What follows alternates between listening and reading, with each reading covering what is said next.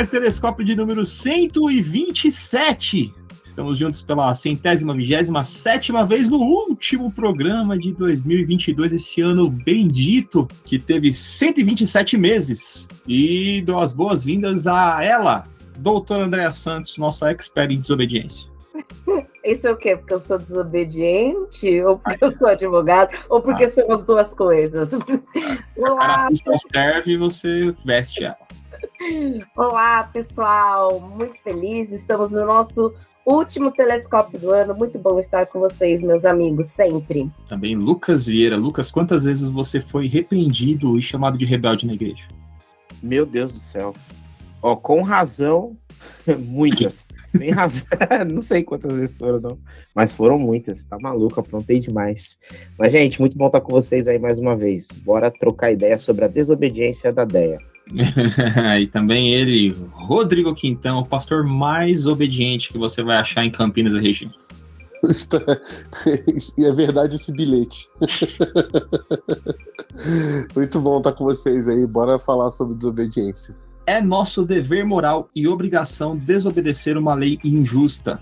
O aforismo do Dr. Martin Luther King expõe a complexa relação entre justiça e obediência. Estamos sempre em posição de submissão a alguma lei ou autoridade. E a resposta quase óbvia é que devemos sempre estar sujeitos e obedientes às leis e a quem exerce autoridade sobre nós. Mas até que ponto devemos realmente estar submissos e obedientes? Qual o parâmetro que devemos usar? Quais os riscos de uma obediência irrestrita? E como nossa obediência ou desobediência pode ser uma manifestação da nossa profissão de fé? Para esse telescópio tão simples, né? Esse tema tão afável, estamos aqui com um time clássico, hein? Novamente, reunido os 4 elementos responsáveis por essa bagaça, e vou girar a roleta aqui para saber quem vai falar primeiro. Lucas Vieira, porque fez a cara de mais susto quando o mais rebelde, o mais jovem, o mais rebelde. Lucão, quando a gente conversou sobre a possibilidade de conversar sobre a desobediência, foi a partir das grandes manifestações que têm surgido depois da eleição desse ano e tal, mas a gente quer superar a eleição também, né? A gente quer ir além. Mas o que está acontecendo é um gesto de revolta, de não aceitação de um resultado da urna, né? Mas essa desobediência, como eu falei na abertura, transcende essa questão da eleição e passa para a nossa vida comum, né? Nós estamos sujeitos a essas autoridades. Em alguns momentos, as desobedecemos. Em que momento você acha que pode ser saudável desobedecer? Em que momento você recomenda a desobediência para suas pequenas ovelhas bonitinhas? Não, para as pequenas ovelhas nunca.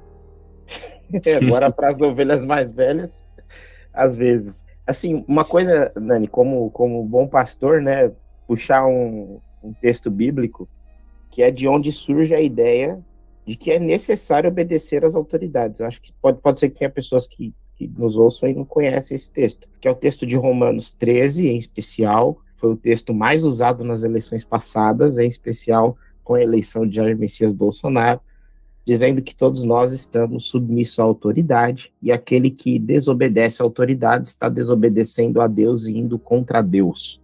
Então, a interpretação desse texto que diz que a autoridade é o presidente da República e quem desobedece o presidente da República está indo contra Deus, é a interpretação que diz, portanto, temos todos que abaixar a cabeça para tudo aquilo que é definido pelo presidente da República.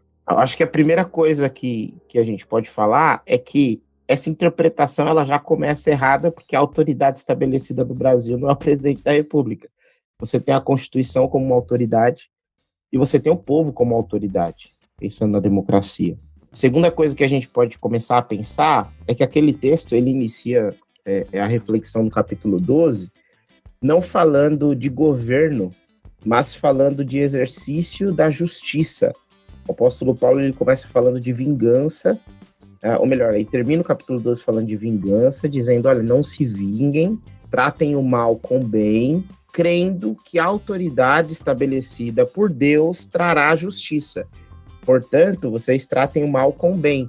A ideia é, não façam justiça com as próprias mãos, crendo que essa autoridade estabelecida por Deus exercerá a justiça. E aí eu chego na sua pergunta, que é, e quando é que a gente pode desobedecer essa autoridade instituída por Deus.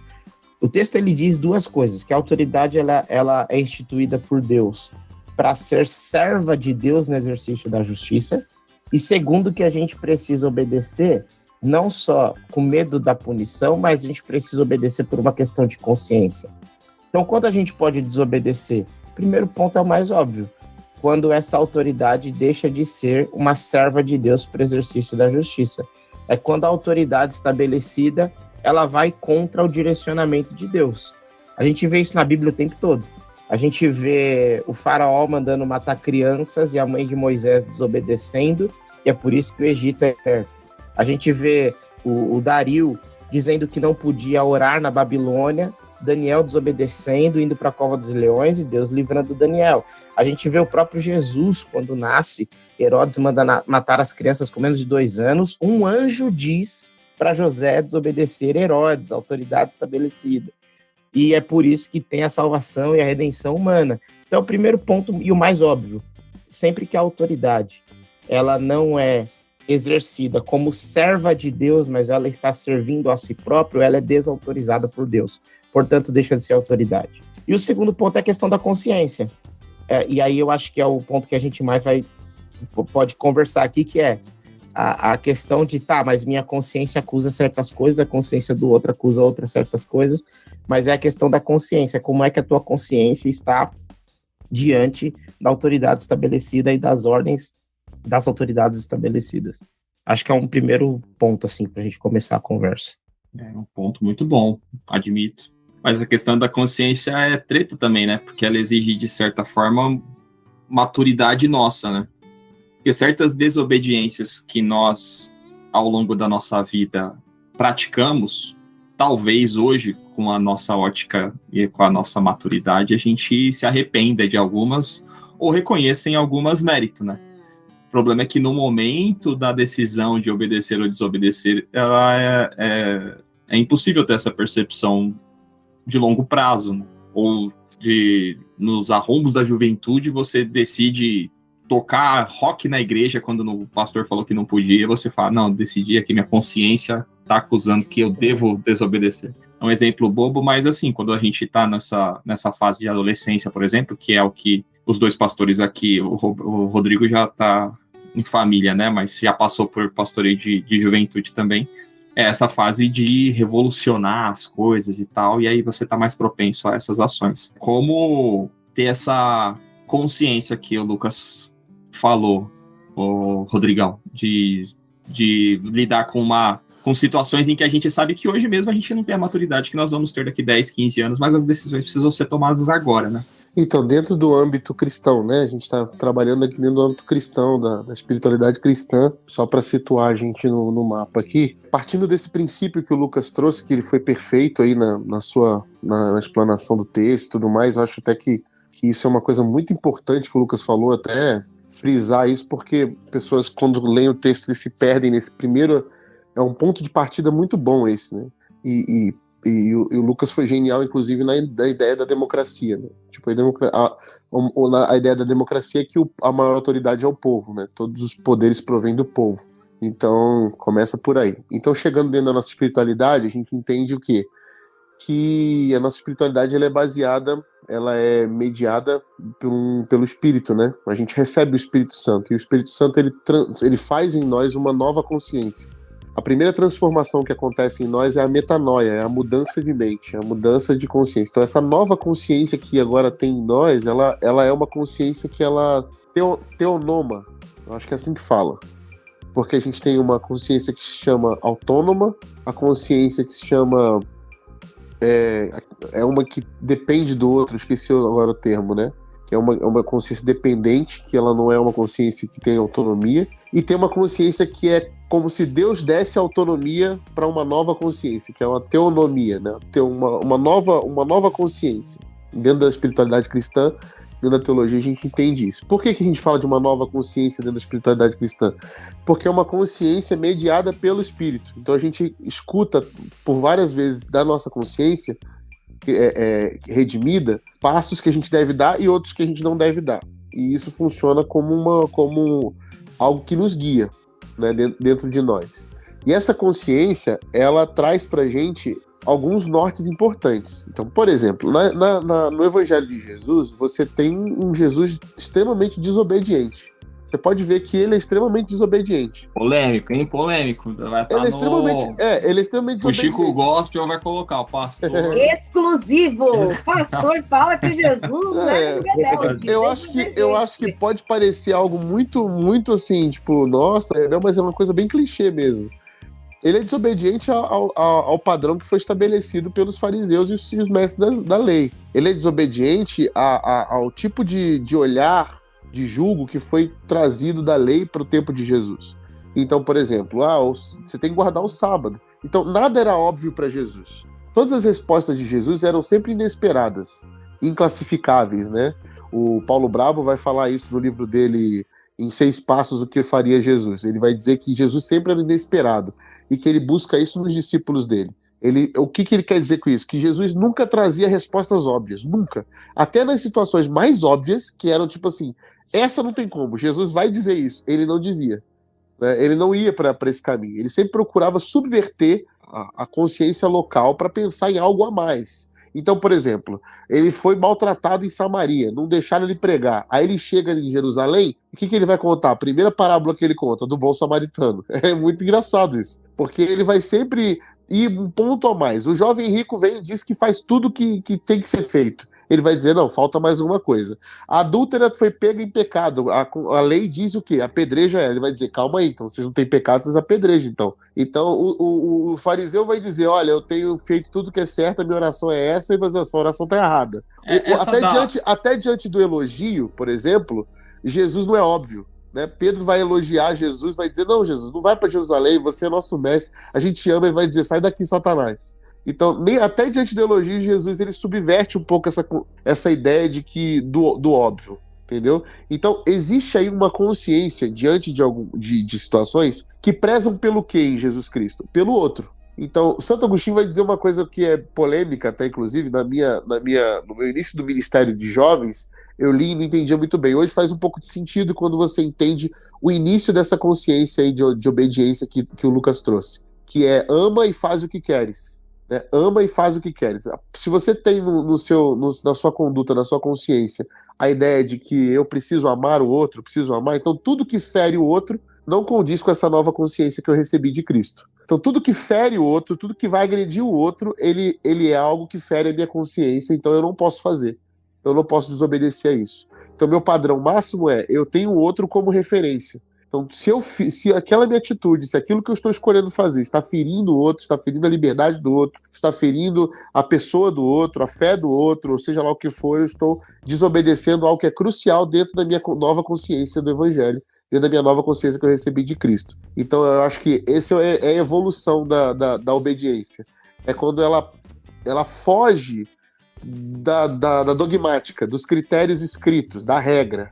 Então, eu acho que o que completa isso, você estava falando, eu fui lembrando de várias referências, inclusive do próprio Paulo, que eu não sei se é romano, só sei se é teólogo, que vocês me corrijam, por favor. Que daí ele vai falar dessas questões da lei, por exemplo, que ele falou que a graça supera a lei. Isso. E eu falar, mas eu vou descartar a lei? Fala, não, a lei ensina a gente o que é certo e o que é errado, mas é ela também que diz que a gente está errado. Sim, então, se você quer ser julgado por ela, você está ferrado mesmo. E é o pior, assim, uma coisa mais interessante ainda, porque a justiça, veja bem, isso é muito legal. A justiça, ela pressupõe exceções. Correto, advogada? Minha advogada preferida. Da Tavênia. A justiça pressupõe exceções. Mas o amor não. O amor não tem exceções. Então, a gente acha que a justiça, por exemplo, é mais rígida, tem a sua rigidez do que o amor. Né? A gente sempre fala, Deus é amor, mas é justiça. Mas é justamente... Tem um pastor aí que eu salvo. É justamente o contrário. O amor, que é o padrão de Cristo, ele é muito mais rígido nesse sentido de não haver exceções do que a justiça, do que a própria justiça. Tanto é que os fariseus preferiam se apegar à justiça do que ao amor. Eles preferiam, porque a justiça eles manipulavam conforme o seu bel prazer, conforme a sua vontade, do jeito que eles queriam, eles colocavam, né? Tanto é que até hoje a gente vê isso na Constituição, né? Os caras não estão muito satisfeitos, fazem uma emenda constitucional para poder atender às suas vontades. A justiça dá essa brecha, né? Já o amor não tem isso. O amor, ele ou você ama ou você não ama, você não consegue fingir isso. você não consegue burlar isso, entendeu? Então, por isso que Paulo vai dizer assim, no amor não há lei, né? Nessas coisas não há lei que prenda você. Então, por quê? Porque quando você está no amor, a sua consciência já foi uma consciência transformada e agora você entende que qualquer outra coisa, para além da justiça que te levou a isso, né? Porque é isso, a lei te leva ao amor, né? A lei te leva à graça. Então, quando você entende isso, você tem uma consciência transformada. E aí a sua consciência faz diferença no meio que você vive e você entendeu finalmente a responsabilidade que Jesus está ensinando. Isso é importante também, que Jesus ele não está ensinando comportamentos, né? Ele está ensinando responsabilidades, né?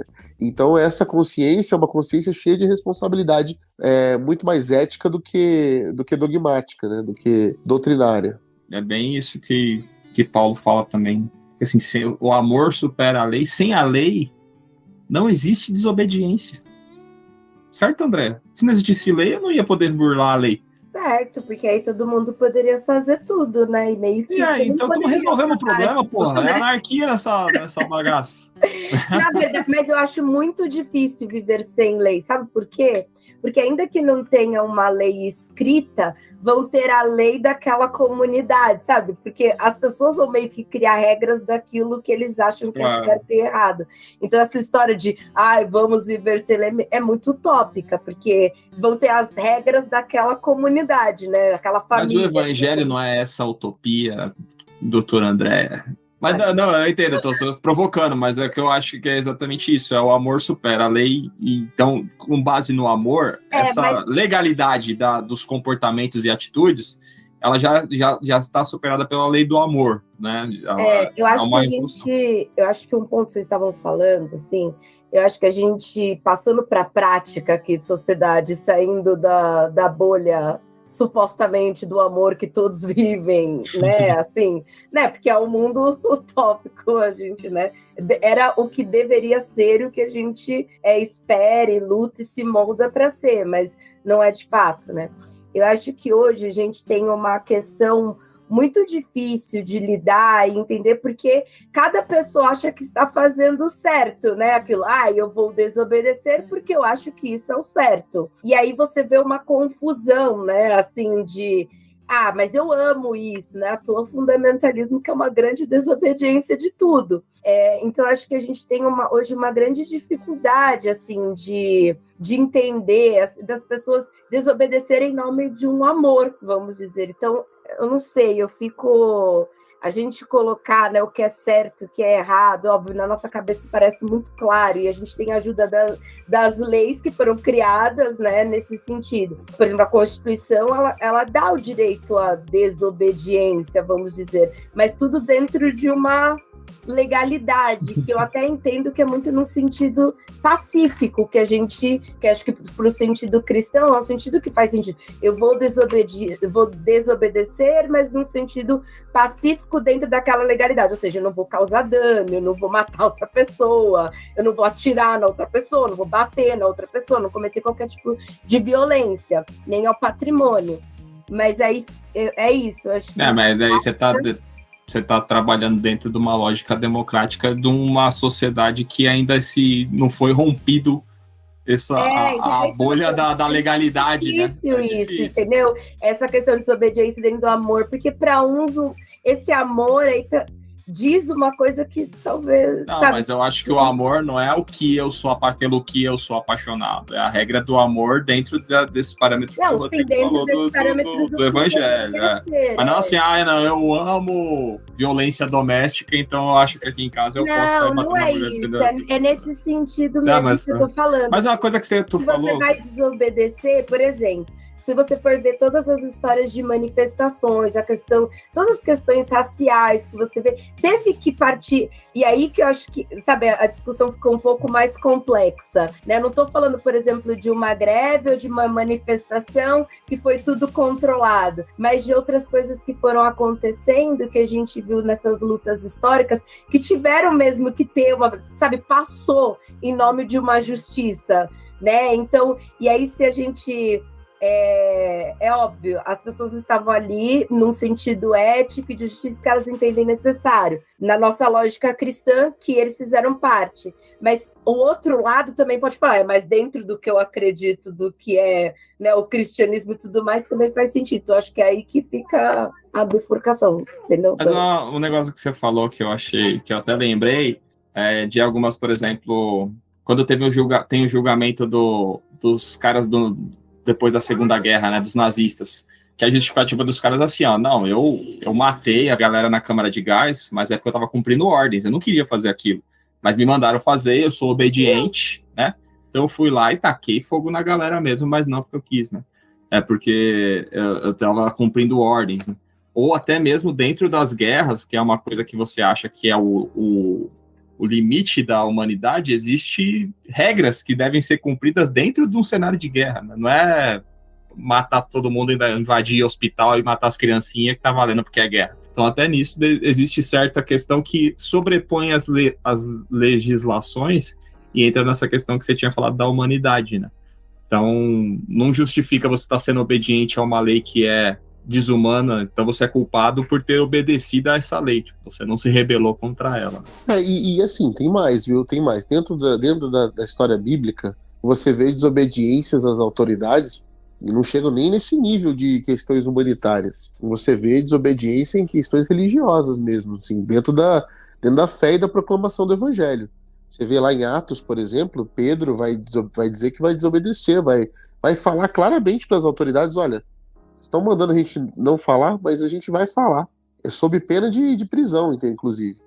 Ele falou assim, a gente vai falar, porque mais importa a gente obedecer a Deus do que a vocês, entendeu? Então a gente não pode deixar de falar do que a gente tem visto e ouvido, do que a gente viveu e ouviu, e não importa o que vocês achem. Então, tipo assim, Pedro, ele paga o preço. Ele fala assim, ó, vocês querem prender a gente, perseguir, fiquem à vontade, tá bom? Mas eu vou continuar desobedecendo vocês aí e a todas as autoridades, porque eu vou continuar, porque eu não posso deixar de falar o que eu tenho pra falar. E a gente não tá falando nem desse nível aí, né? Desse nível de humanidade, né? De proteção. A gente tá falando só sobre proclamação do evangelho, proclamação de uma notícia, de uma fé, entendeu? Então, eu acho que essa questão do padrão da obediência, inclusive biblicamente falando, ela vai até mais além. Eu estava lendo um livro, até inclusive, muito interessante sobre aquela passagem que Jesus diz, dá a César o que é de César e dá a Deus o que é de Deus, né? Porque o autor, o teólogo, ele dizia aqui o seguinte, ele falava assim que quando Jesus responde essa pergunta, né, para os fariseus lá, né, olhando para a moeda, na verdade ele dá um cala-boca, porque é como se houvesse um tipo de ironia na fala de Jesus. Como se ele dissesse assim, o que é de Deus? O que é de César? A ironia é tipo assim, não tem nada de César, tudo é de Deus. Então você vai dar a César o quê? Você não vai dar nada. E dá a Deus o quê? Tudo. Só que ele deixa isso no ar, entendeu? Como se fosse uma espécie de ironia. Então, até nisso, o autor vê uma subversividade de Jesus de maneira irônica, né? Tipo assim, dá a César o que é de César, dá a Deus o que é de Deus. Agora, ele não diz o que é de César e o que é de Deus. Ele fala assim, ó, isso aqui... tá vendo essa moeda aqui? Então dá isso aqui pra ele. Se é isso aqui que é dele. Agora, o que é de fato dele? Nada. E o que é de fato de Deus? Tudo. Então, até nisso há uma colocação de Jesus aí no fato assim, tipo, mais importa obedecer a Deus do que obedecer aos homens, né? Essa pontuação assim de leve na nossa consciência, ela é importante. Porque se você não entende se você não tem essa consciência de que há um amor que... Não o amor do que a gente estava falando agora, né? Tipo, não, eu amo isso. Não é um amor paixões nossas. É um amor que Deus coloca como o grande redentor da humanidade, certo? É um amor que faz da justiça de Deus, por exemplo. Qual é a forma que Deus exerce justiça sobre a humanidade? Através do perdão. E o que é o perdão? Senão o próprio amor que encarna e nos liberta. Então, esse tipo de amor, esse amor que é uma pessoa, ele é a consciência de cada um de nós para que a gente chegue depois da lei, para além daquilo que a gente tem como regra, tenha crivos de pensar assim, não, por mais que a lei diga isso, por mais que existe uma Constituição que fale isso, eu preciso pensar para além disso, porque eu recebi uma consciência cheia de amor que me impede de entender a vida dessas condições, embaixo dessas teses? É uma coisa que eu aqui fiquei pensando uma série de coisas enquanto o Rodrigo falava, a Déia falava, e duas coisas. Enquanto eu falava, eu não te faço pensar nada, só... Você foi provocando com as ideias aí. Desculpa. Dessa vez não me fez pensar. Duas coisas, né? A primeira delas é que quando o apóstolo Paulo ele vai fazer essa amarração de lei e graça no livro de Gálatas, em especial, lá no capítulo 5, ele começa dizendo assim, vocês são livres. O que ele está dizendo é, vocês não precisam seguir a lei. Vocês não precisam obedecer algo que está escrito. Vocês são livres. Mas não deem ocasião para que essa liberdade seja vivida na carnalidade. Aí você fala, tá, mas se eu sou livre, eu não preciso mais seguir uma lei escrita, então eu vou viver da forma que eu quiser. Ou eu não sou livre. Aí ele diz assim, não, mas é que agora tem um plus que vocês ainda não conheciam, que é a atuação do Espírito em vós, que produz um fruto. Que fruto? O amor. E um pouco antes disso ele dizia que o cumprimento da lei é o amor. O que o apóstolo Paulo está dizendo ali vocês não precisam mais seguir uma regra exposta e externa a vocês, estabelecida, porque agora há em vocês um espírito que gera uma nova consciência, que é uma consciência que ama. E esse amor que essa consciência gera, ele vai gerar paz, harmonia, etc, etc, etc. O que é curioso disso tudo? Porque enquanto vocês falavam, e esse texto veio na minha cabeça, eu lembrei de uma parábola, né, uma metáfora do Rabino Newton Bonder, que ele narra naquele livro dele, A Alma Imoral. Ele diz assim, é um raciocínio meio esquisito, mas no final vai fazer sentido. Ele conta uma história da seguinte forma. Chega uma mulher faminta na casa de um rabino, e essa mulher faminta leva uma galinha. Ela bate na porta do rabino, quem atende é a mulher do rabino. A mulher do rabino diz, olá, tudo bem e tal. E ela fala assim, olha, por favor, você poderia pedir para o rabino avaliar essa galinha, que é um animal, para saber se esse animal está puro ou impuro, para que eu possa me alimentar, porque eu estou faminta. E a esposa do rabino diz, claro que posso. Pega a galinha e dá na mão do rabino. O rabino está dentro do seu escritório, ele olha para a galinha, ele lê os livros, ele olha para a galinha, ele devolve a galinha para sua esposa e diz, diga a ela que ela não pode comer, a galinha é impura. A mulher pega a galinha na mão, leva até a porta para a mulher, e aí a esposa do rabino, agora de frente com a mulher, ela olha para a galinha, olha para a mulher, olha para a galinha e diz, fique à vontade, pode comer. E aí, qual que é a ideia dessa história? O que isso tem a ver com lei? O que isso tem a ver com amor? Como que a gente amarra isso tudo, né?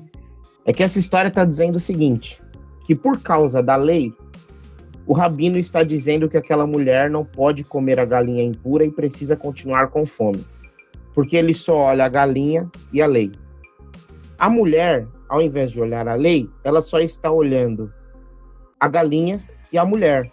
Então, para ela, dane-se a galinha impura, se não é impura, ela está vendo uma mulher faminta. E se essa mulher está faminta, em nome do amor eu posso desobedecer a lei que diz que a galinha é impura, porque a gente precisa alimentar essa mulher. Então o dilema que fica aqui é, afinal de contas, quem está certo? É o rabino ou sua esposa? Quem está certo? Quem olha para os livros e para a galinha, ou quem olha para a galinha e para a mulher? E isso não ficou claro, né? Quando ele narra isso, não fica tão claro qual é o posicionamento de quem está certo, mas eu penso assim que o desafio pastoral, teológico, de pensar o amor e aquilo que é obediência, desobediência, lei, etc., está justamente em você, ao olhar para a lei, ao olhar para o texto, aprofundar o máximo possível que pode no texto, para além daquilo que está escrito, para se encontrar com o Espírito que escreveu o que está escrito. É mais ou menos assim, pouco importa a lei, mas muito importa o espírito da lei, porque o espírito da lei permanece o mesmo. A gente não precisa mais deixar de comer carne de porco, mas o espírito da lei que disse que não podia comer carne de porco, que pensava na saúde das pessoas que estavam no deserto, continua o mesmo. E aí quando a gente volta, quando a gente sai dessa profundidade, a gente volta para o nosso ambiente comum, a gente pode dar uma resposta que ao mesmo tempo não transgride o espírito da lei e é amorosa. A resposta, ela casa com as duas coisas. Mas isso soa quase sempre como uma desobediência à lei.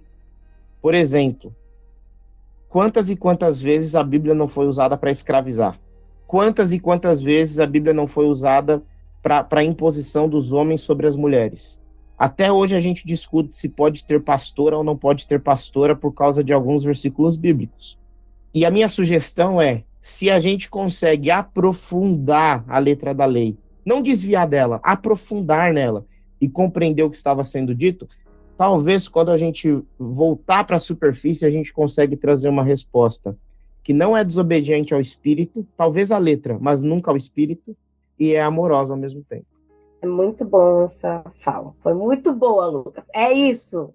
Falou muito melhor que eu e o Espírito é isso. Acho que esse era o meu ponto de interpretação. Acho que hoje a gente tem... Eu acho muito perigoso, porque eu acho, do jeito que a gente anda hoje, sendo bem honesta, tem até perigo de falar de desobediência à lei, porque aí já começa a gerar uns negócios muito ruins, de coisas que já acontecem, já estão acontecendo, enfim. Mas eu acho que é isso, a gente tem problemas muito fortes de interpretação, né? E que pode levar para um lado ou para o outro, de acordo com o que a pessoa entende certo. Não o certo que seria ligado ao amor, do que a gente tem falado, de fato, mas do que aquela pessoa acredita, né? Assim, que pode não ser por um caminho tão positivo e de uma fé um pouco mais amorosa, enfim, nesse sentido. Mas é uma loucuragem essa questão, essa do Rabino, achei que você ia dar a resposta no final, porque realmente fiquei impactado por essa história. Obrigado, Lucas. Porque eu acho que, assim, as questões são desobediências também, né? Como a gente categoriza as desobediências, o que nos motiva a desobediência. Porque nessa questão do Rabino aí, eu jogava fácil que quem estava errado era o Rabino. Eu ia com a mulher abraçado com ela, né? Ou também, por que é olhar para a galinha e para a mulher, ou olhar para a galinha e para a lei, e nunca é olhar para a lei e para a mulher, né? Quando a gente fala da mulher adúltera lá, que o Rodrigo já citou, era aquilo, os caras estavam olhando para a lei e para o adultério. E Jesus olhou para a lei e para a mulher, né? E não é raro também no Antigo, nem precisa entrar no Novo Testamento, no Antigo Testamento, várias partes aqui que não vão vir ao texto específico, mas não é difícil achar Deus falando, cara, vocês estão fazendo errado, né? Não é isso, não é esse tipo de obediência, só as festas, eu odeio suas festas, o que eu quero é que a justiça corra como um rio caudaloso. A preocupação da lei, a preocupação de Deus também era essa, né? É que a desobediência, ela espera-se certo tipo de desobediência quando existe uma motivação que está dentro desse espírito que o Lucas falou, que criou a lei. Porque certas obediências, elas não são desejáveis. Davi não entra com o exército dele e come os pães da presença lá, e aquilo ali era escândalo, porque aquilo não podia ser comido, fala que então vai morrer de fome. Não é isso, né? Ou os fariseus o tempo inteiro no ministério de Jesus curando o cara no sábado, e os caras querendo matar Jesus porque não podia trabalhar no sábado. O cara tá sendo curado e o problema é a desobediência legal, né? Mas a questão é justamente a motivação da desobediência, que os caras queriam uma obediência que subjuga as pessoas à sua própria vontade, que é a vontade dos fariseus, que é o que Jesus fala. Os fariseus, vocês têm que fazer o que eles dizem para fazer, faz, mas não o que eles fazem, porque o que eles fazem... E digo mais. Jesus, ele meio que ele estimulava uma subversividade nos seus discípulos a respeito disso. Um comportamento a mais do que a lei. Ele queria ver se os seus discípulos estavam entendendo que o amor, esse amor que ele estava falando, ele subverte a lei. Ele ressignifica ela de algum jeito. Porque por exemplo, você olha, a mulher que invade uma reunião de homens, na cultura judaica, e quebra um perfume nos pés de Jesus e é criticada pelos discípulos por isso, obviamente, ela é elogiada por Jesus e dada como exemplo a eles.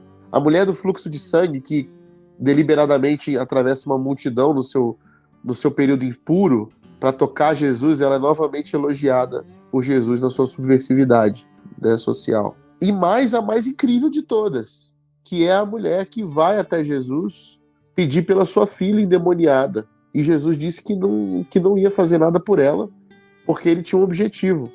E aquela mulher convence Jesus. o Felipe dos Anjos fala que aquela mulher converteu Jesus, né? Uma vez eu conversando com ela, falou assim, mano, essa mulher converteu Jesus. E é interessantíssimo esse texto, cara, porque a mulher, ela simplesmente argumenta com Jesus algo que Jesus já tinha definido. E a gente olha para esses textos, cara, de maneira muito errada. A gente olha como se Jesus soubesse o que ia acontecer e ele fica brincando com as pessoas, entendeu? E não é isso de fato. A gente tem que olhar para esse texto com a surpresa milagrosa de um Deus que se surpreende também nas relações com a sua criação, e num Jesus que se surpreende dentro da sua humanidade com a nossa subversividade em amor. Então, a mulher, em amor, ela faz o quê? Ela argumenta com Jesus, fala assim, mas nem os cachorrinhos, Jesus. Até os cachorrinhos comem das migalhas, Jesus. E Jesus muda a opinião dele, ele muda a direção dele. E a gente acha a gente olha esse texto geralmente assim, Jesus já sabia, aquilo era só uma didática, na verdade. E eu acho isso muito ruim, inclusive para a gente entender que ele está provocando em nós, nos discípulos, né? Assim, tipo, cara, vocês precisam entender isso, entendeu?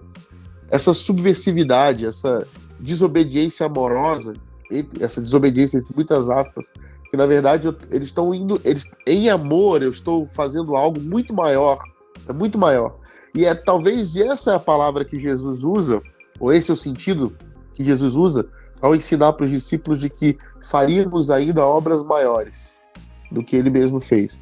Que é quando a gente começa a compreender que existem essas atitudes a mais, para além do que se pode esperar, né? Para além do que se pode se dizer. Porque quando é o óbvio, quando é aquilo que foi mandado fazer, Jesus compara com o quê? Com um servo que faz aquilo que o seu Senhor mandou fazer. E ele diz o que desse servo? Que esse servo é um servo inútil. O servo que faz tudo que o seu Senhor mandou fazer, ele é inútil. Então há uma provocação para além, entendeu, de Jesus para os seus discípulos. Para além dessa obediência sistemática. É como se Jesus provocasse em nós, esperasse de nós ser surpreendido em amor, entendeu?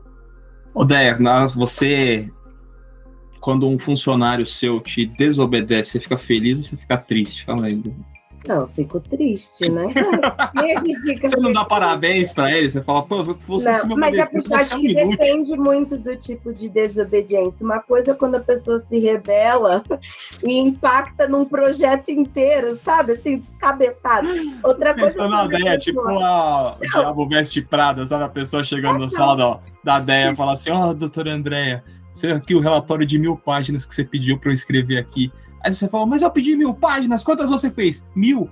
Só isso? Você é um inútil. Não, jamais faria isso. Mas eu acho que há uma diferença muito grande entre as pessoas, sabe, o rebelde sem causa, o rebelde que, assim, que na verdade ele desafia o status quo, no sentido de ele chega e conversa e fala assim, pessoal, isso aqui não me parece correto. Pessoal, isso aqui não me parece correto.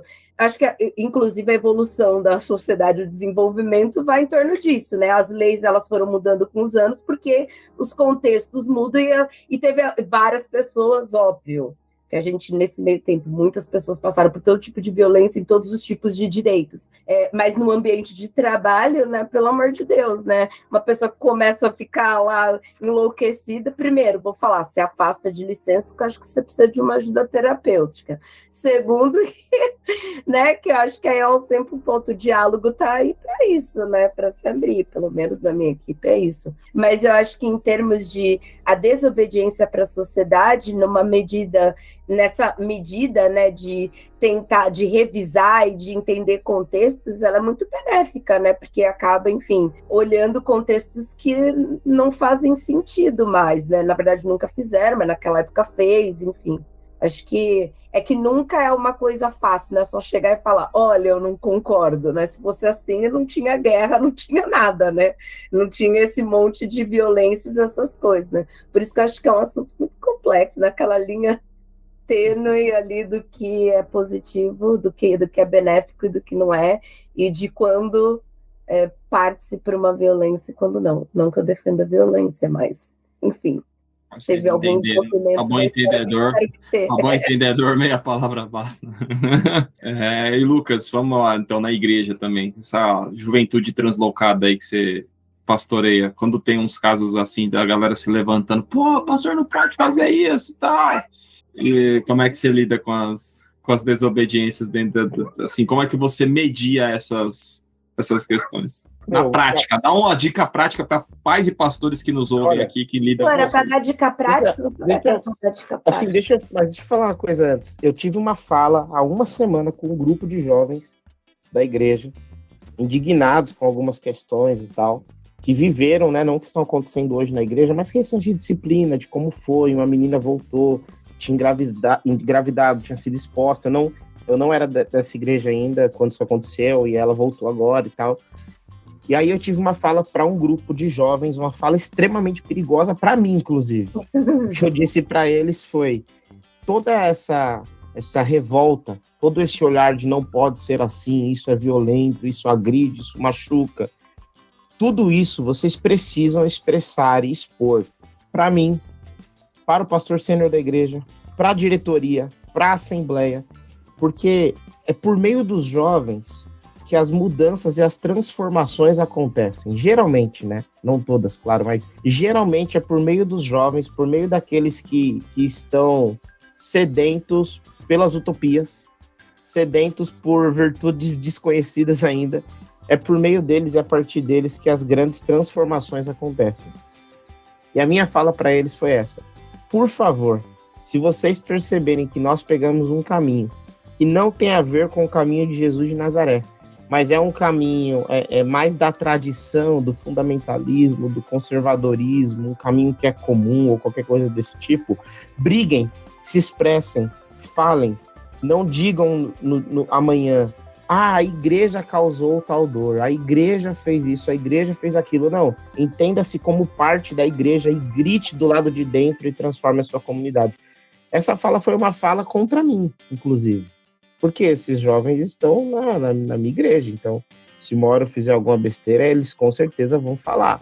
Então é assim que eu lido, Dani. Eu penso que essa consciência que eu falei no começo é uma consciência pessoal, claro, mas é também uma consciência comunitária.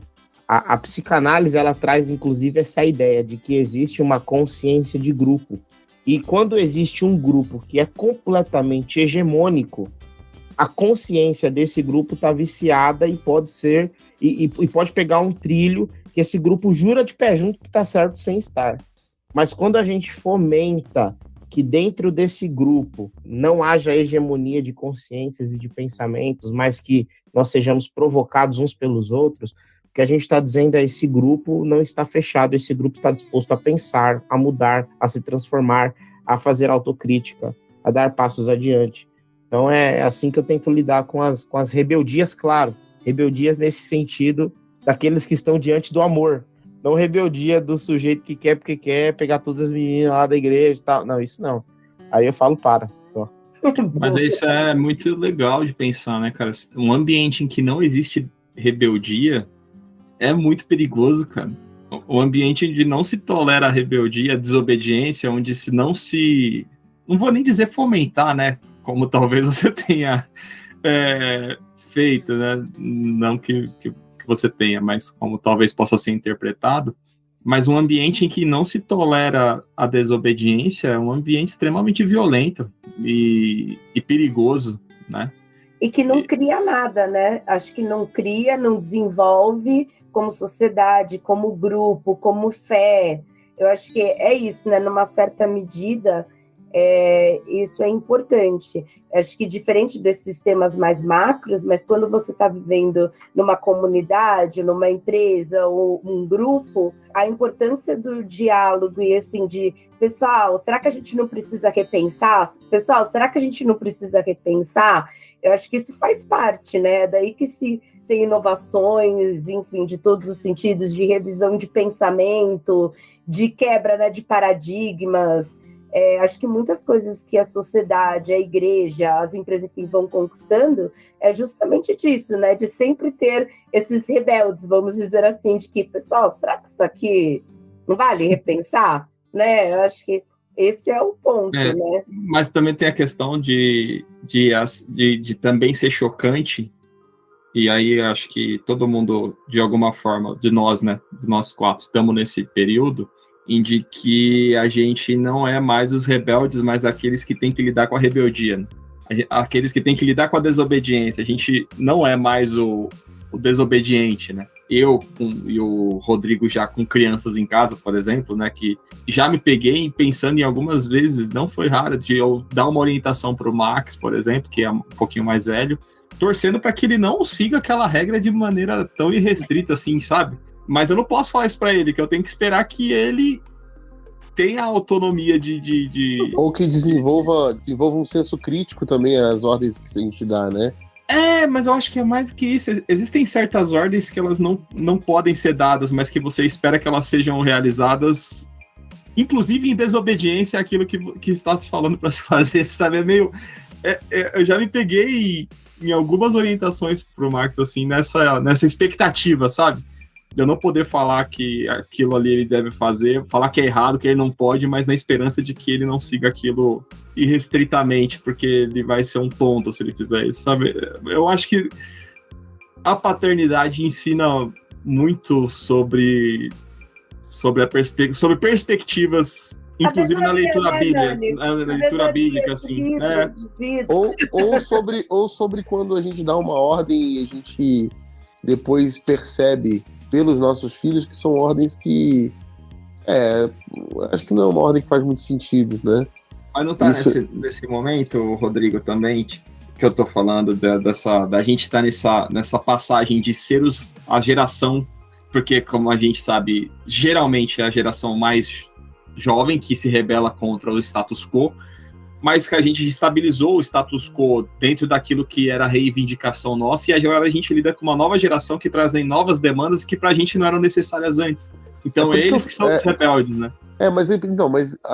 Mas ao mesmo tempo a gente também é uma geração que consegue reconhecer isso. E então, por isso que eu acho que a gente é uma geração que tem a oportunidade de ser os melhores pais dos últimos 50 anos.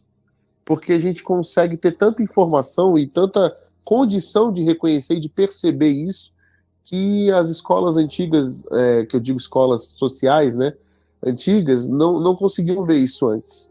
Então a gente tem a oportunidade de perceber isso e de ser agente de transformação na própria educação dos nossos filhos, entendeu? Desenvolver e não condenar a desobediência logo de cara, entendeu?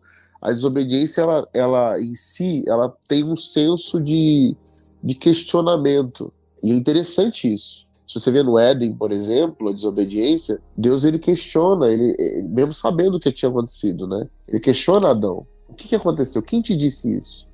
Ele falou, onde é que vocês estão? Deus não está brincando de pique-esconde com Adão. Ele está querendo saber o porquê, o que aconteceu ali. Porque ele está gerando uma pergunta em Adão, refletindo sobre o que ele que fez, o que aconteceu ali. E aí Deus pergunta para ele, aí Adão fala para ele, se a gente se escondeu porque a gente estava nu. E aí Deus pergunta para ele, mas quem te disse isso? Quem falou para você que você estava nu? Quem foi que mudou a sua consciência? Quem foi que disse para você algo que fez você olhar para isso de forma ruim, de forma negativa, que fez com que você se escondesse da minha presença? Então, esse tipo de avaliação, sabe, faz a gente olhar e falar assim, cara, a gente tem condição de gerar nos nossos filhos uma consciência crítica a respeito da sociedade, cética a respeito do que está sendo dito, mas ao mesmo tempo reflexiva e avaliatória, sabe? Tipo, eu consigo pensar, eu consigo discernir, não é só... Tipo assim, por que eu estou sendo castigado por isso? Por que eu estou colhendo essas consequências? O que me levou a fazer isso? Eu começo a responder perguntas já. Você vê que, por exemplo, Jesus, quando ele encontrava alguém que colocava ele em xeque, né, a sua opinião em xeque, tipo assim, perguntava para ele o que ele pensava, Jesus nunca se propõe a convencer o outro de pensar como ele pensa. Mas ele apresenta para o outro como eu penso. Vocês ouviram o que foi dito, eu porém vos digo. Eu penso desse jeito. O que você acha do que eu estou pensando? O que você pensa sobre isso que você recebeu? E isso é muito interessante, cara, porque esse aprofundamento de discussão, de conversa, vai levando a gente a um ambiente que, assim, não é simplesmente estou desobedecendo, estou sendo alguém que rebelde por si só. Eu estou me questionando, e questionar não é necessariamente algo ruim, pelo contrário, é algo bom. Por que isso foi estabelecido dessa forma? Por que é desse jeito? Por que eu tenho que fazer desse jeito? O que isso me leva a fazer, entendeu? Isso vai transformar essa geração que está na nossa mão a fugir das meras repetições, certo? Das meras repetições. E vai fazer... Tomara, né? Porque eu também já pensei nisso, assim, o quão, fazendo um contraponto dessa exaltação da geração melhor dos últimos 50 anos, eu não sei por que não dos últimos 100, mas dos últimos 50, mas enfim, o que essa falta de resistência... Provavelmente eu li isso em algum lugar. Ah, tá. Mas o porquê, qual é o impacto dessa compreensão numa geração que talvez não tenha a mesma resistência à rebeldia que as outras tiveram, entendeu? É ser tão facilitada essa situação. Compreende que esse choque não ser tão violento? Qual é o impacto que isso gera numa geração que consegue se rebelar sem resistência, por exemplo? Né? Que a gente não entende a sua rebeldia, sabe? Tem a música do Traje a Rigor, como é que eu vou crescer sem ter com quem me revoltar? Tipo, pô, eu não quero... Meus pais não podem ser legal comigo assim. Pô, eu quero me revoltar, eu quero usar maquiagem preta e falar que meus pais não me amam, sabe? Eu acho até que assim, eu compreendi o que você falou, mas eu acho que assim, é você se revoltar pelas razões certas, né? E pelos motivos certos. Eu acho que o que a gente está colocando aqui é um estímulo ao pensamento para a gente poder identificar as razões corretas. Sabe aquela expressão que a gente usa de vez em quando, vamos lutar pelas brigas que valem a pena. Eu acho que é tipo isso, entendeu? Porque eu acho que o que a gente criou no passado foram gerações que lutavam por qualquer coisa, ou que era rebelde, era considerado rebelde por qualquer coisa, né? E nem sempre é rebelde. Você fazer uma tatuagem, você era rebelde. Você botar um piercing, você era rebelde. Você ir pra balada, você era rebelde. Então, assim, a gente transformou o rebelde em algo muito, muito genérico. E talvez até perdeu-se um pouco isso. Eu acho que a gente não pode relativizar as coisas, né? A desobediência em si tem coisas também que a gente continua fazendo, continua pontuando. Mas a gente precisa entender as razões certas das coisas, entendeu? E talvez ensinar dessa maneira. Sabe o que eu estava pensando é que eu acho que a gente continua rebelde, vamos dizer assim. Mas no sentido que o Rodrigo falou, eu acho que a gente foi se desenvolvendo um pouco e é isso, sabe? Eu vou escolher as minhas brigas e vou fazer de uma certa forma, acho que a gente pensa mais e somos mais sensatos ao fazer essa rebeldia. Não quando se trata em comentários na internet. Deixei aqui um comentário. Mas eu acho que a gente mudou um pouco a forma de a gente ser rebelde, vamos dizer assim. Eu acho que pelo menos quando a gente era adolescente, tudo era muito no grito, né? Muito, como o Rodrigo falou, tudo, não concordo, enfim. E hoje a gente tem um tempo de reflexão maior, assim, e a gente estrutura mais e se questiona mais antes de externalizar aquilo, e aí a gente arranja outros meios de fazer aquilo ser de outra forma. Eu acho que é mais nesse sentido. Eu acho que eu não deixei de ser rebelde, eu acho que a minha rebeldia mudou um pouco, não é mais tanto no grito, é um tanto mais no... Aqui eu entendo que pode ser diferente, às vezes comendo pelas beiradas, né, dependendo das coisas. Eu acho que é mais nesse sentido. Eu acho que a gente ficou um pouco mais, enfim, não digo sábio, porque acho que demora muito, mas a gente foi se desenvolvendo e tendo um pouco mais de maturidade para externalizar essas rebeldias. E as consequências também, na medida que a gente fica mais velho, mais maduro, elas são mais drásticas, né? Você mede mais, né? Eu lembro que tantas rebeldias, o Nani perguntou no começo, né? Quantas vezes você já levou uma bronca na igreja por conta de uma rebeldia? Eu pensei só depois, 70 vezes 7. Foram muitas vezes, assim. E meio sem pensar, a gente se rebela por se rebelar. Uma coisa que a gente aprende trabalhando com adolescentes, na medida que o tempo passa, é que é natural do adolescente transgredir. E ele precisa transgredir. É necessário que ele passe por momentos de transgressão. E é necessário que ele saiba... também como adolescente, né? Não sei se eu vou concordar com essa fala, mas depois você explica aí. Quando ele tá lendo os livros apócrifos, ele tá lendo Evangelho de Maria, sei lá. Mas assim, é muito... Eu não disse que ele pecou, eu disse que ele foi uma espécie de rebelde, né?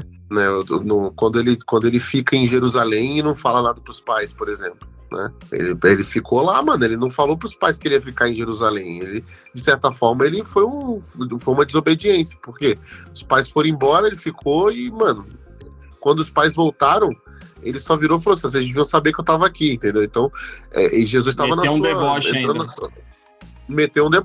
Meteu um deboche, né? Ele não chegou tão perto da morte quanto nesse caso aí, porque eu acho que Maria deve ter dado uma vontade de dar uma... Ele olhou pro José certeza, e falou assim: você tá cansado de saber que você não é meu pai?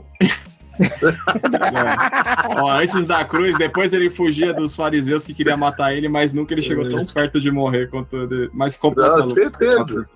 Sim, então. É só que é próprio do adolescente transgredir. E, inclusive, a transgressão é parte do processo do amadurecimento. Hoje a gente fala, por exemplo, de uma adolescência retardada, de adolescentes que têm 25 anos e não saíram da adolescência. Justamente porque são tão cuidados, protegidos, que não passam por transgressões mínimas para que eles possam amadurecer. E transgressão que eu falo é assim, é de ir para a escola sozinho, pegar ônibus e cabular um dia e se dar mal e o pai pegar e tal.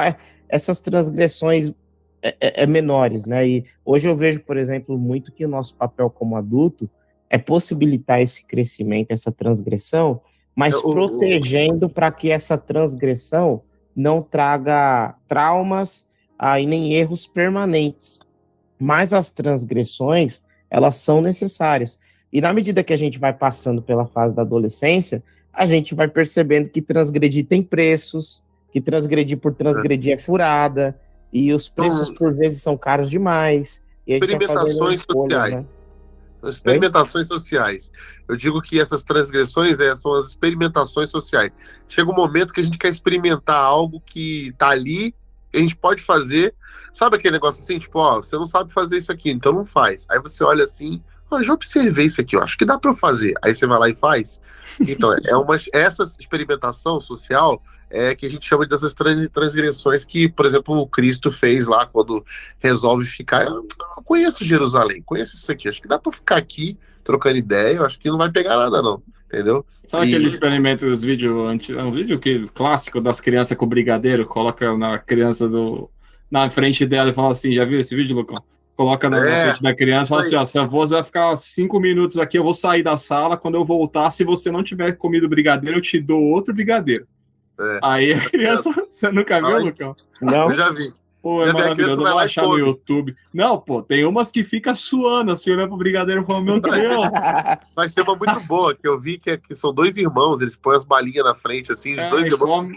Não, mas o mais legal é que eles se olham. Isso, fica se olhando, tipo assim, e aí vamos. Eu faço. Se você fizer, vamos fazer junto. Foda-se, se você vai dar outro brigadeiro, eu vou comer agora. Vou comer agora. Eu não tô vendo outro brigadeiro na minha frente, eu vou comer agora. Tem uma outra, acho que é do brigadeiro também, que a menininha fica assim, olha para um lado, tipo, mas já vai vir, não vai vir, aí coloca o dedinho, tipo... Será que vai? Como não como, é muito bom isso aí. Então, e eu acho que essa é a prova real de que, tipo, a gente quer descobrir algumas coisas, né, sobre... E essa natureza nossa de experimentação, de provar, é própria dessa descoberta criativa do homem, né? A gente só descobre as coisas experimentando e transgredindo algumas coisas, né? Tipo, eu não vou porque nunca ninguém foi, então eu não vou. Peraí, por que ninguém foi? Então eu vou descobrir o que é isso. Por que ninguém fez isso? Por que ninguém foi até lá? Se você vê aquela série lá que o Rodrigo Santoro fez com aquele maluco lá, o Morte lá, da Casa de Papel, o professor, eles fizeram uma série lá sobre a primeira circunnavegação da história, né? Que foi com Fernando Magalhães. Fernando de Magalhães, ele navega ao redor do planeta com uma barco à vela, né? E aí, cara, você vê, ele vai porque ele viu ali, estudou que pode ser, mas ninguém nunca tinha ido, mas pode ser que tem alguma coisa, mas não é. Ele transgrediu uma série de questões para poder. Não sabendo que era impossível, foi lá e fez. Pode postar aí no seu Twitter que vai bombar. Então, existe uma certa criatividade e uma certa coragem também na área da desobediência, né? Porque, veja bem, importante frisar isso. Dentro dessas desobediências que a gente vê como as regras que foram estabelecidas para nós, que podem ser questionadas, podem ser criticadas, podem ser perguntadas, né?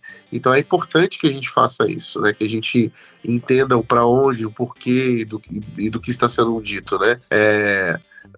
O Jacó, ele briga com o anjo, mano. Ele briga com o anjo porque ele queria a bênção, entendeu? Ele queria a bênção. E isso é louvável quando se entende a intenção. Agora, a gente precisa entender construir algo antes.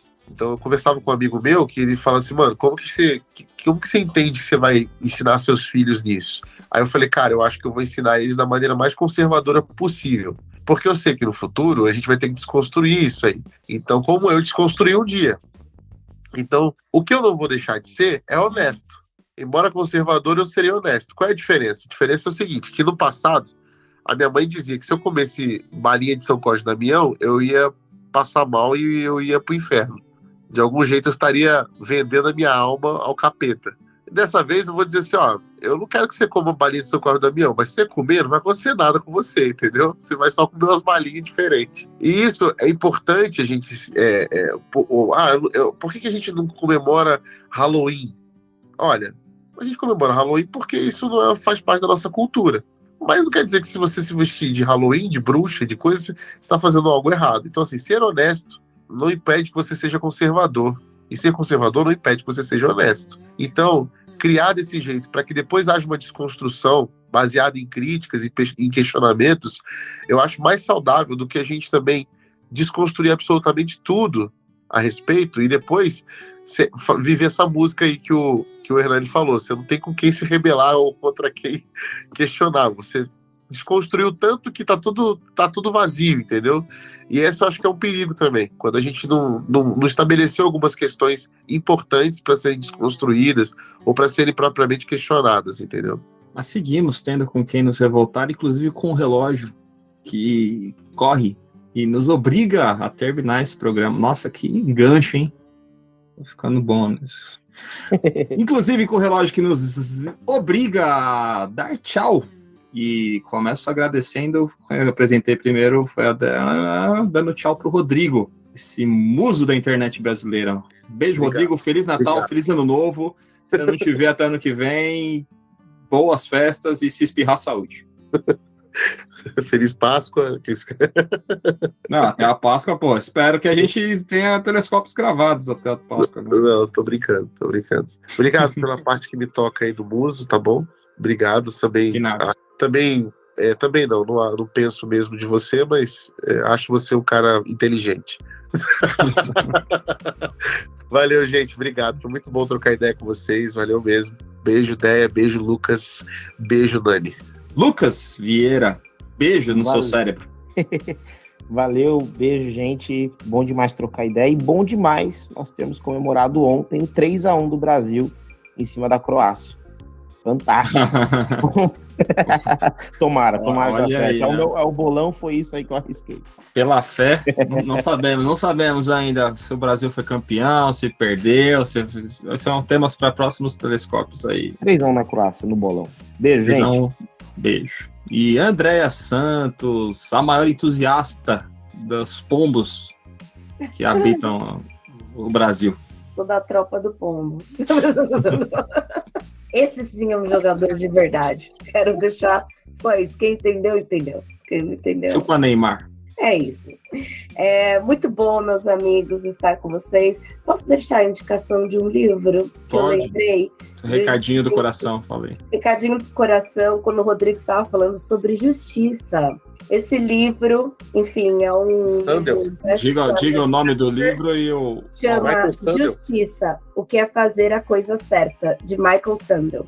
óbvio, ele não é, enfim, não é um livro cristão, não fala sobre o cristianismo, mas fala sobre como viver de uma forma sensata em sociedade, das discussões do que é moral, do que não é moral, enfim. Sabe aquelas coisas tipo, Livraço. Oi? Então, esse livro aqui é muito legal, assim. Como é viver em sociedade, quando é assim, a questão dos direitos coletivos sobre os individuais, enfim, é muito legal esse livro aqui. Fiquei lembrando aí quando o Rodrigo estava falando sobre justiça. Muito legal. Muito bem, obrigado a vocês que nos acompanham, que nos acompanharam ao longo de mais desse ano de 2022. Gratiluz a todos. Gratidão também a Crentaços Produções Subversivas, veja só, que segue subvertendo aí, nos abriga aqui mais um bando de desobedientes. Bando de baderneiro.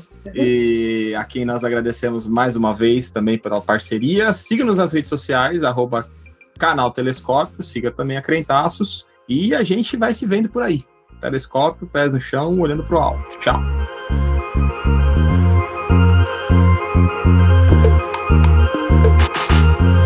Mamãe! É Deus, mamãe!